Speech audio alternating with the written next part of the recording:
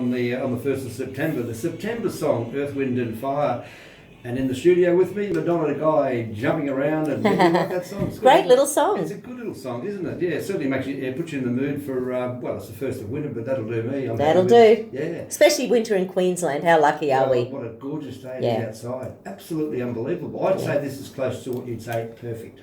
Yeah, and even though they said we've started winter with the coldest winter ever, anyway, pretty darn good. You're heading off pretty soon when you finish here this morning to maybe have a little bit of lunch in the park. Yeah, back down to Wynnum Park, Good on you. down to the Whale Park. Yeah, lovely. Okay, now. Yeah, so I thought this is the subject, morning, yes, the MTHFR gene. Not something you're familiar with? Nope, I don't know anything about it. Maybe it's something you've been lucky enough not to have to delve into. About 5, 6, 7, 8, 9 years ago, they started talking about it in natural health circles, and lots of clients end up coming into lots of naturopaths and doctors these days asking to get the genetic testing and then finding out after the fact that maybe this was the reason for their chronic fatigue or their fibromyalgia or their miscarriages or, ill health that's been following them around that really there's been no answers to. So basically the MTHFR mutation is something where we're not creating an enzyme that basically means we don't detoxify properly. Right. Now, the sort of interesting thing is that people with this particular mutation, if they end up having good quality activated B supplements, that can help things along. So for example, lots of things are linked to it. So things like autism and ASD or ADHD, like I said, miscarriages, chronic fatigue, fibromyalgia, chronic pain conditions. So it's been linked to many, many, many things. There's something that a lot of people end up getting tested for if they've got cardiovascular disease. One of the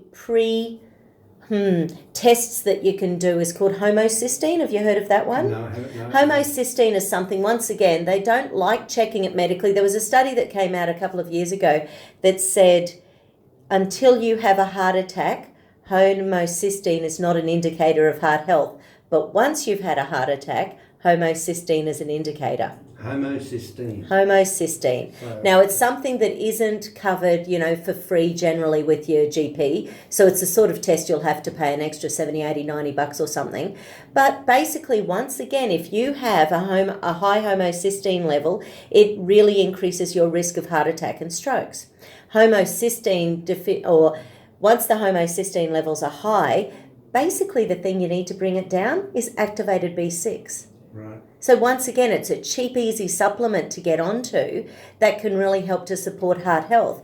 But also, the homocysteine can be part of the whole MTHFR mutation. Mm-hmm. So what activates the increase in the body of that? The homocysteine? Well, it's generally inflammation, so it is another inflammation marker. So I think once people are looking at ill health, doctors will automatically check things like CRP, C-reactive protein. They'll start looking at other indicators in blood for inflammation. Obviously, guys get checked with the, prostate indicators.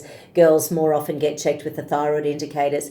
But homocysteine is one, especially when there's cardiovascular stuff in the family. It's an easy one to sort of sort out, which I think is why, there's not a direct drug that people take. At least if people get, say, a TSH, thyroid stimulating hormone, that's too high, then doctors can put you on thyroxine. If you have, say, basically with homocysteine, medically, there's nothing they do. There's not a drug that they can give for high homocysteine because it's a nutritional not like a blood deficiency. Pressure, a blood pressure Exactly. So therefore, medically, they're not that interested in it unless someone is behind the scenes saying, go get your doctor to check you for homocysteine. And lots of naturopaths have their own labs who can do things, but it's often cheaper through the GP. Mm-hmm. So if you've got a good GP who bulk bills, then these are the sort of things you can check. Yeah. But the MTHFR gene, certainly going back 5 years ago, it was quite expensive, a test, and I know a lot of people are getting it checked for free these days, especially when it's been found to be in the family. And especially when we're having health issues that haven't been sorted out yet. A lot of doctors are, you can imagine they're doing the best they can with the knowledge they've got. If you come in with a handout, print something off Google saying, well, these are the MTHFR symptoms, I think this might be me, can you check me for the genetic, defect?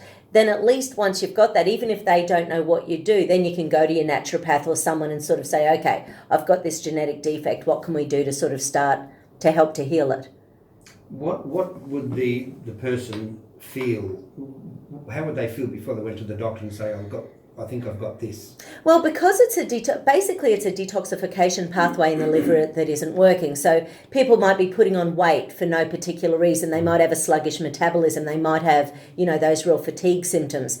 And with fatigue, it's a funny thing because a lot of people can do lots of stuff. So I've got a lot of clients with chronic fatigue and I say, well, how does it affect your day? And they know that if they get up and they get 2-3 hours work done, as long as they have another little kip, they can then get another few hours work done. But quite often what their body is doing is putting them into running on adrenaline to get things done. They don't have a good underlying metabolism in behind there, which is why they sort of run out of oomph, then they collapse. Then they do some more, they run out of oomph, and then they collapse.